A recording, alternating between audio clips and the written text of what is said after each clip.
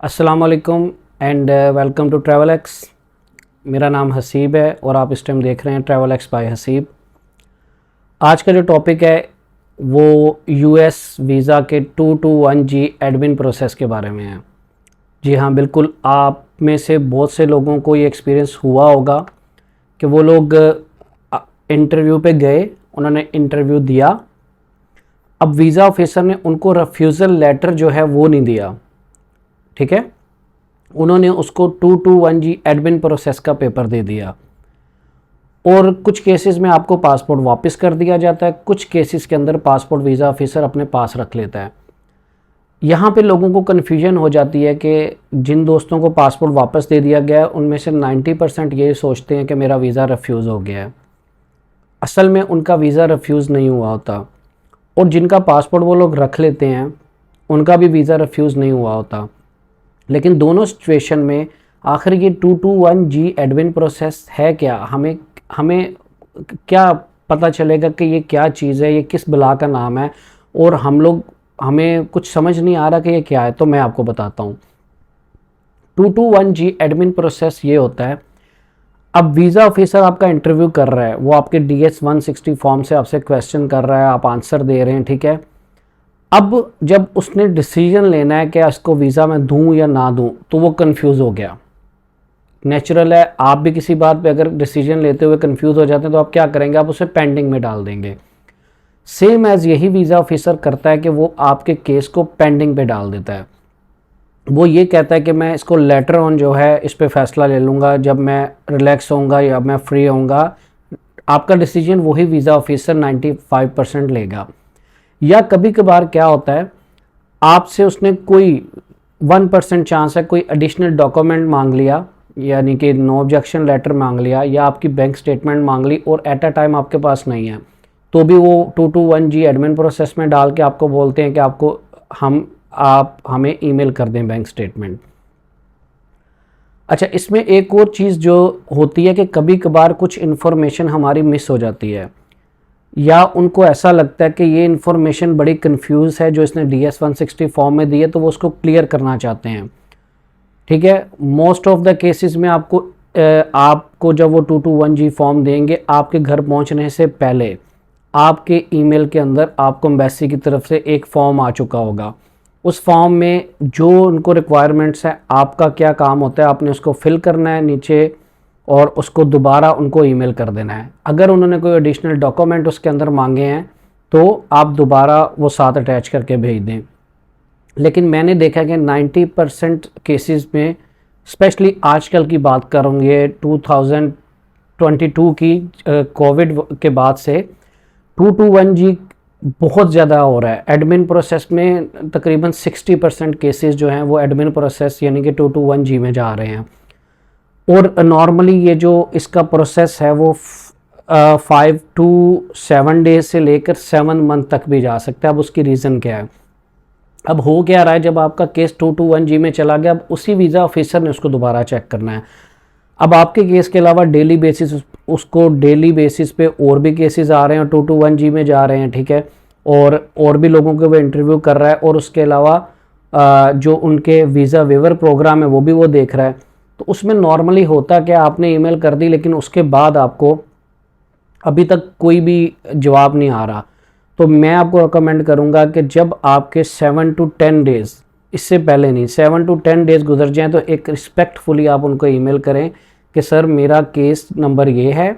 और मैंने एक ईमेल भी किया था, मैंने अपना जो ईमेल में आपने लिखना है कि मैं सर रिक्वेस्ट कर रहा हूँ आपसे, ये मेरा केस नंबर है, मुझे 221G एडमिन प्रोसेस में डाला गया था, तो काइंडली मुझे मेरे केस का स्टेटस अपडेट कर दें।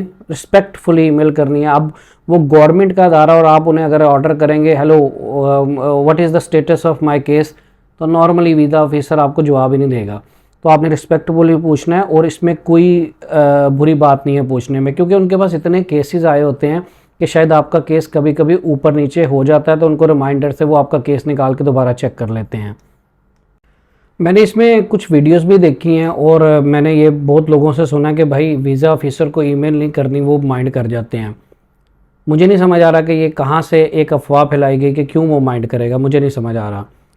लॉजिकली बात है, अगर आप उन्हें डेली दिन में 2 दफ़ा ईमेल करेंगे, हफ्ते में 5 दफ़ा करेंगे और महीने में 20 दफ़ा ईमेल करेंगे तो नेचुरल है वो माइंड करेगा।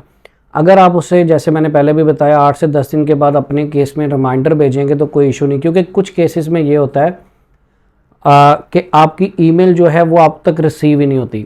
उसकी कोई भी रीज़न हो सकती है, शायद उनके सर्वर में एरर हो और ईमेल सेंड हो गई लेकिन आपको मिली नहीं। हो सकता है आपके जीमेल के स्पैम में चला गया हो, या आपने कोई ऑफिशियल अपना ईमेल एड्रेस दिया हो, आपके सर्वर में इशू हो और वो ईमेल आप तक पहुंची ना हो। तो उन दोनों केसेस के अंदर आप उनको पहले 5 से 10 दिन वेट करें। अगर आपको ईमेल अभी तक नहीं रिसीव हुई, फिर आप उन्हें एक ईमेल करें। अब लोगों को ये नहीं समझ आता कि किस ईमेल एड्रेस पे करना है, तो यार DS-160 फॉर्म जब आप फिल करते हैं, आपको जो ईमेल आती है उस ईमेल के नीचे कॉन्टैक्ट एड्रेस उस कंसर्न एम्बेसी का जहाँ पे आपने अप्लाई किया दिया होता है, वहाँ पे आपने भेजना है। अच्छा, स्टूडेंट की केस की बात करूँ, अब एक स्टूडेंट को एडमिन प्रोसेस में डाल दिया गया। सपोज करें उसने सपोज करें कि उसने 3 महीने पहले अप्लाई किया था अपना स्टूडेंट वीज़ा, उसको तब उन्होंने 221G एडमिन प्रोसेस में डाल दिया और उसको ईमेल भी नहीं आई, उसने भी नहीं पूछा, 3 महीने गुजर गए। अब 3 महीने गुजरने के बाद वो ईमेल कर रहा है एम्बेसी को या उन्हें पूछ रहा है कि भाई मेरा वीज़े का क्या बना। तो मुझे बताएं कि वीज़ा ऑफिसर उसको कैसे सीरियस लेगा। वो कहेगा 3 महीने इसको पता नहीं था और 3 महीने के बाद जब इसका सेशन स्टार्ट होने लगा ये हमें ईमेल करके पूछ रहा है मेरा वीज़े का क्या है। तो आप उनको 10 दिन के बाद अगर एक रिमाइंडर भेजेंगे तो इंशाल्लाह आपका केस जो है वो एडमिन प्रोसेस से जल्दी निकलने की उम्मीद है। ठीक है, लेकिन अब प्लीज़ डेली की ईमेल्स उन्हें मत करें, डेली उन्हें तंग मत करें, वरना आपका केस लटकता ही रहेगा।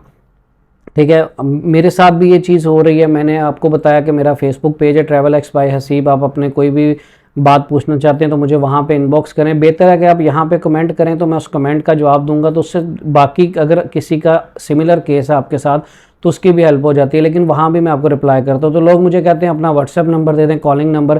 देखिए मैं नहीं दे सकता, ठीक है, उसमें आपको पेड लेनी पड़ती है ऑफिस विज़िट करने के लिए।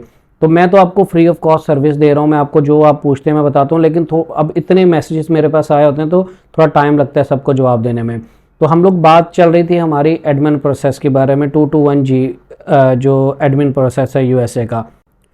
अच्छा, 221G एडमिन प्रोसेस में ईमेल ना आने की वजह या आपका केस लटकने की वजह एक और है। वो ये है कि अब जिस वीज़ा ऑफिसर ने आपका जो इंटरव्यू किया था उसकी ट्रांसफ़र हो गई।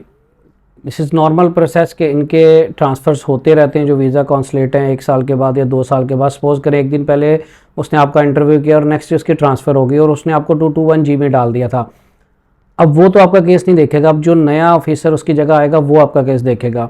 अब हो सकता है उसको उसके पेंडिंग में चला जाए, उसके पास वर्क बर्डन ज़्यादा हो या उसको पता ही ना हो कि यार ये भी केस मेरा रहता है।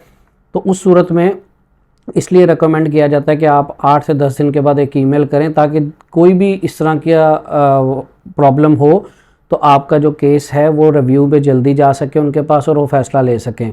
ठीक है, स्पेशली स्टूडेंट्स को मैं रेकमेंड करूंगा कि आप यार लाजमी ईमेल करें 8 से 10 दिन के बाद, ताकि आपको उनको यकीन आए कि यार ये बंदा स्टडीज़ के लिए जा रहा है और इसका वो सीरियस है, ये यूएस जाने के लिए, इसको स्टडीज़ के लिए जाना है।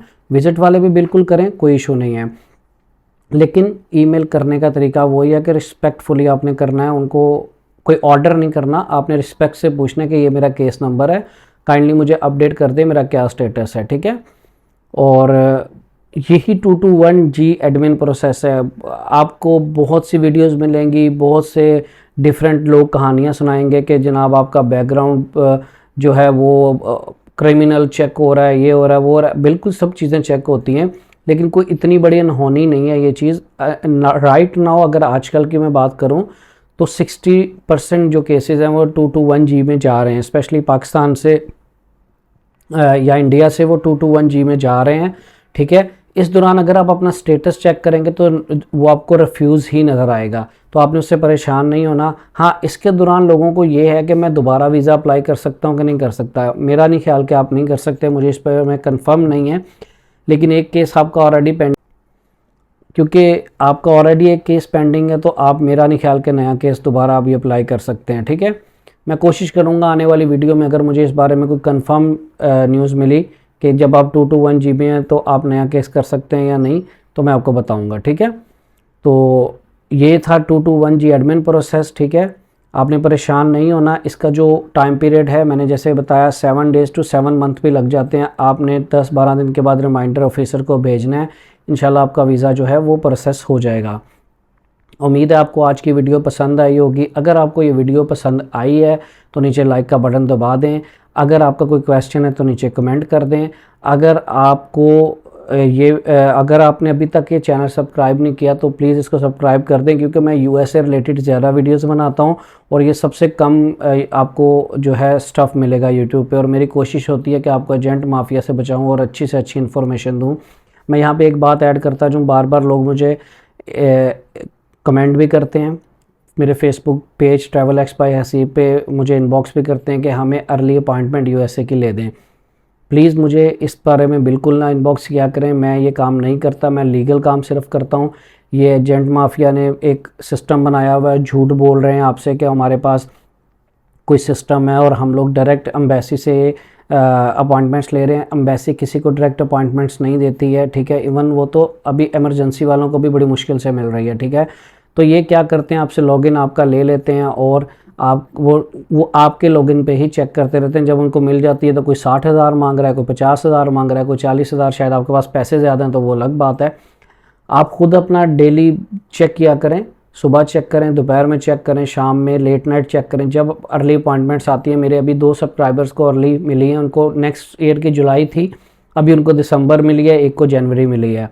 तो आप खुद ट्राई करें, आप किसी एजेंट को पैसे क्यों दे रहे हैं, वो भी इसी तरह चेक करते हैं जैसे आपने चेक करना है। तो अपना बहुत सा ख्याल रखिएगा और टेक केयर। नेक्स्ट वीडियो के साथ मिलते हैं इंशाल्लाह।